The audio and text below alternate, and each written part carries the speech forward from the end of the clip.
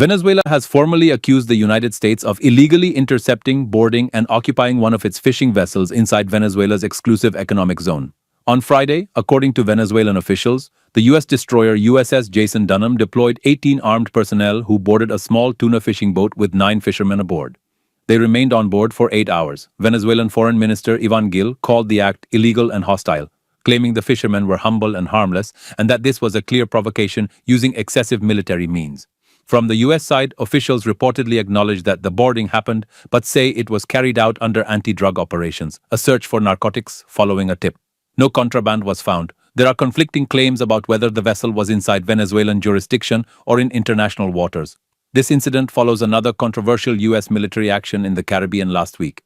In that strike, 11 people were killed when a Venezuelan boat was destroyed under accusations it was carrying narcotics and was linked to the Venezuelan gang known as Tren de Aragua. Venezuela rejects those claims.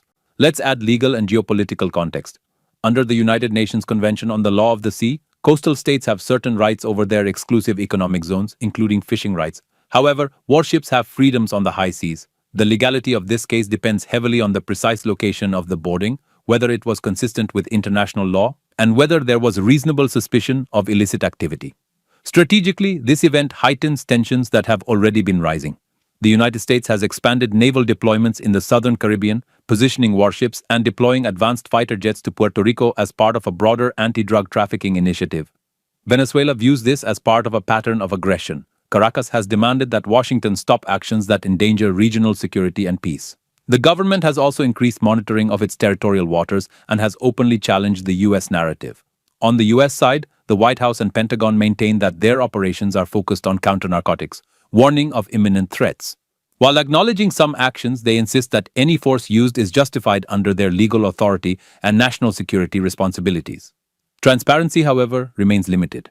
What comes next could involve formal diplomatic protests, possible international legal claims, or even an escalation of military presence in the Caribbean.